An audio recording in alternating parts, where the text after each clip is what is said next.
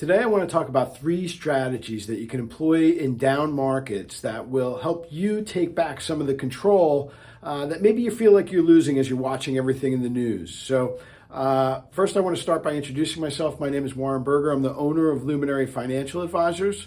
We're a retirement firm and we work with people like you that are in or near retirement. The first strategy that I want to talk about is tax loss harvesting. So tax loss harvesting first involves your taxable investment account. So this wouldn't be your retirement accounts like an IRA, 401k. This is the other investments that you have that don't fall within those retirement structures. So the idea is that you're going to take the assets that are trading at a loss now, and you're actually going to sell those assets and book that loss, and you'll carry that capital loss. At the same time that you sell those securities, or almost simultaneously or right after, you're going to purchase securities that are similar, that keep you invested in the market, but you will have absorbed those losses. Now, why do I want to absorb losses? Well, those capital losses can be carried against capital gains. So any gains that you have in your accounts, those taxes will be reduced by the capital losses that you've incurred. Now, you may not have the gains to match those losses, and so any losses that are left over can be carried over to future years. Now, you can use up to $3,000 per year of your capital losses in that carryover, but they'll be carried against capital gains. But also, if that sum is over the amount of capital gains you have in that year, it can be used to carry against ordinary income losses. So it's a really good strategy in not a great situation with the markets being down, but at least it's something that you can take control of that's going to help your future tax self. So there's one thing that you have to be aware of when you're doing tax loss harvesting is what's called the wash sale rule. And that rule is essentially that, so for 30 days before or 30 days after you sell those securities, you cannot buy the same security or an identical in nature security. So you really want to be careful of that wash rule. What happens is if the transaction ends up being considered a wash sale, you won't be able to utilize those capital losses either in that year or to be able to carry over in future years. So you just want to make sure that this strategy is right for you. I'm not really giving you personal investment advice. This is something that should be talked about with your accountant or your financial advisor, but hopefully it's a strategy that you can really go to them with some questions, and hopefully it's something that they can talk you through. The second strategy that I want to talk about are Roth conversions.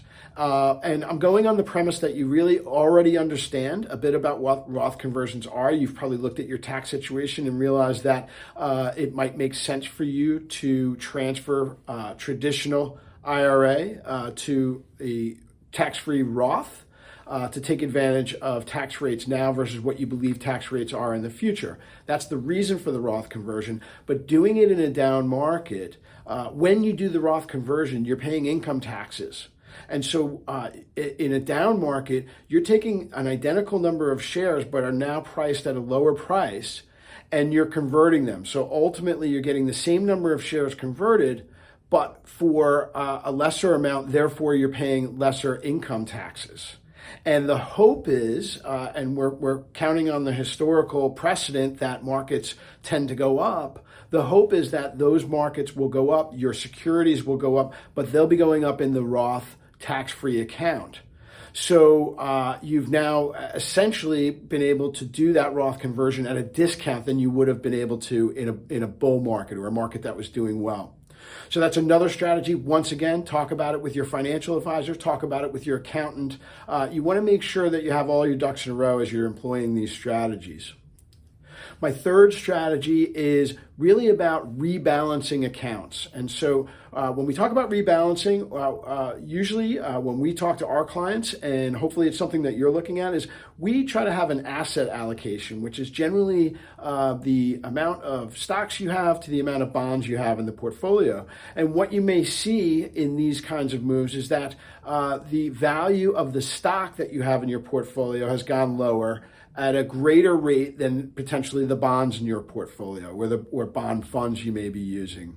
And so now that percentage that you might have had, and popular is the 60% stock, 40% bonds in retirement accounts, you may see that that's now gone to more of a 50-50 because the value of your stocks are less.